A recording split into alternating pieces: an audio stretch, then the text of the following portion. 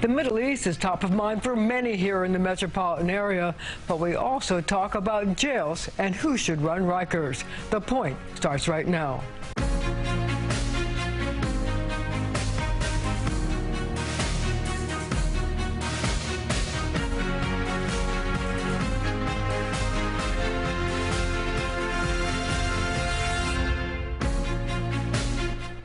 Elliott Abrams is a senior fellow at the Council on Foreign Relations. He was also a security advisor to former President George W. Bush, where he supervised United States policy in the Middle East for the White House. He joins us now from Washington. Welcome to The Point, Mr. Abrams. I want to start right in. What do you think went wrong, and how was it that Israel and the United States didn't have any idea that this attack was coming? You know, people have used, let me say first, it's good to be with you, Marcia, although I wish the circumstances were better, but people have used the word conception. And what I think is meant by that is nobody thought Hamas wanted a war. Everybody, I mean, the whole Israeli military establishment and the U.S. thought there's a modus vivendi here. Hamas wants violence in the West Bank. But in Gaza, which they govern, you know, where people have to be fed, go to school, have water, electricity. They want stability. But they were wrong. Totally wrong. And you've seen some Israeli generals and others saying in the last few days, I thought that, I believed that, and I was wrong. What they want to do is destroy Israel and kill Jews.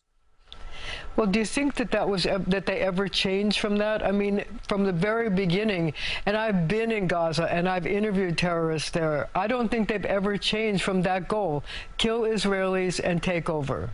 So how did the Israeli government get lulled into this false sense of belief that they just wanted to run the government in Gaza and let people go to school? First, Hamas took over Gaza in 2007. So that's 16 years ago. They've never done anything like this. So there was a thought that, okay, we're in a pattern here. Yeah, they shoot rockets every few years. The Israelis go in for a week, but the pattern doesn't include this. But second, this is deliberate on the part of Hamas. That is, when they raised the level of violence in the West Bank, when they got Israel, for example, to send some IDF soldiers to the West Bank who might have been on the Gaza border, they knew what they had in their plans. This was deliberate. But see, what I don't understand is this. How can you say that there wasn't a pattern when they were using the money they were getting from the Americans and the European Union and everybody else to build tunnels so they could tunnel? And there's miles and miles of tunnels there. How can you say that people who were spending money that they should have spent on schools and food and other things, housing, to build tunnels, didn't want to kill Israelis? I think the misconception was that they didn't want a war. That is, yeah, they wanted to go in and kidnap one person. They wanted to kill one person. They wanted to keep Israel off balance. But this, which obviously was going to bring a major war, the theory was, no, they want to maintain their power in Gaza, so they won't do anything like this. So here's the question. Now that we've come to this point, will the carnage and the brutality that we saw force Israel to put aside their previous values, bringing back hostages, protecting soldiers, and other things that have always been so, like the bedrock of Israeli foreign policy when it had to dealing with the Arab world? The values are still there, but the hierarchy of values has changed. And the top one now is destroying Hamas. More important than, for example, the immediate rescue of hostages. It's a tough thing to say, but it's true. They've got to destroy Hamas. So does that mean that they will put the hostages on the back burner?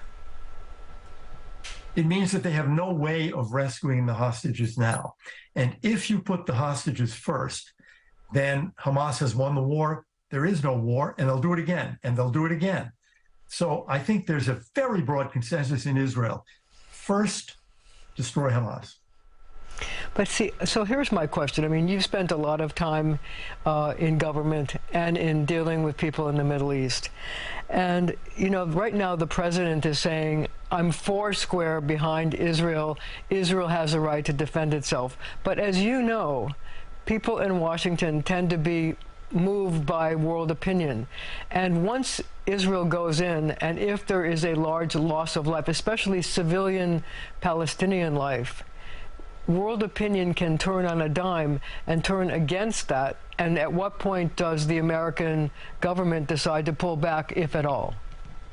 Well, you are dead right. This has happened time after time. The United States starts out really strong, but then we start hearing from the Arabs and the Europeans and everybody, and we fold after about 2 or 3 weeks. I think President Biden started great. The real test is not today. The real test is in a couple of weeks when those pressures start coming. Will he be as tough, or behind the scenes, will he be saying to Netanyahu, Bibi, you got to stop it. Bibi, you got to pull back. I hope not. See, here's the question. When he says that, if he does say that, which has been a pattern of, American government, period, whether it's Democrat or Republican, does that mean that they stop sending weapons to Israel, the weapons that Israel needs to continue the war? I hope not. I mean, that threat is out there, but I certainly hope that it's just words and that we will stay with it, as, we've been doing since 1973 when President Nixon did it. So here's the question. One of the big concerns is the loss of the Palestinian civilian lives. And there's been pleas on the part of Hamas, the King Abdullah of Jordan, and others to help get the Palestinian civilians out of that area. Yet, both Egypt, the Palestinian Authority, and even Jordan seem to have been unwilling to say, we'll give safe passage to the Palestinian civilians to come here. Why has the Arab world not tried to help the Palestinians in some way get out of that area before the attack comes?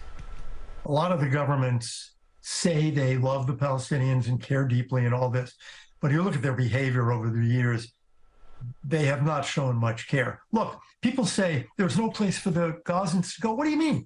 Sinai is empty. They can go across the Egyptian border. We and the Gulf Arabs are paying for Egypt with foreign aid. We should be putting pressure on Egypt right now to build tent cities where you don't want the men because you think they might be Hamas. Fine. Women, children, the elderly should be moving into Sinai for safety. Another question people ask is this. Did Bibi bring this on himself by, A, his right-wing coalition and his insistence on judicial reforms which split society down the middle and led to all kinds of demonstrations, including demonstrations from members of the military who were very put off by it? And was this part of what happened? This has been in the planning for about a year. I'm sure of that. This is such a complex operation. So I think it started before any of what you're talking about happened. Of course, they could have canceled it. And I think as the year goes by and they see those divisions and they see some troops being moved to the West Bank, I think it encourages them, let's go forward with it. Let's not cancel it. But the beginning of it is before all those divisions in Israel. So how long does this unity government last? Until the war is over. I think if this is, let's say, a 2-month war, and then it stops, I think Gantz leaves, and then candidly, I think a lot of Israelis are going to want a new government, new election. So doesn't Netanyahu have to agree to call a new election? Well, not constitutionally, not legally, but I think the public pressure will be very, very great. But here's the other question. Obviously, there's going to be an inquiry about what happened, whether there were intelligence lapses or whatever. Could somebody go to jail or be tried for lapses, or will this just be throwing up our hands, we messed up? Nobody goes to jail. You can look at the 1973 war where there was a National Inquiry Commission. What happens is people are forced to resign. Generals, politicians are forced out. And that's what led Golda Meir to have to resign as prime minister. But this also tarnishes Bibi Netanyahu's legacy as being the longest-serving prime minister in Israeli history. It does. I think most Israelis would say, first, let's win the war, and then we'll turn to politics. I have, Philip, 15 seconds left. Do you think there'll ever be a two-state solution? I do not. I think if the two-state solution wasn't dead, it's now dead. A Palestinian state is too dangerous for Israel and for Jordan. But what does the Arab world do if that's all they want is a two-state solution? Well, they say they want it. My own view, there's got to be some kind of federation between the Palestinians and Jordan. It makes sense. It was what they had before '67.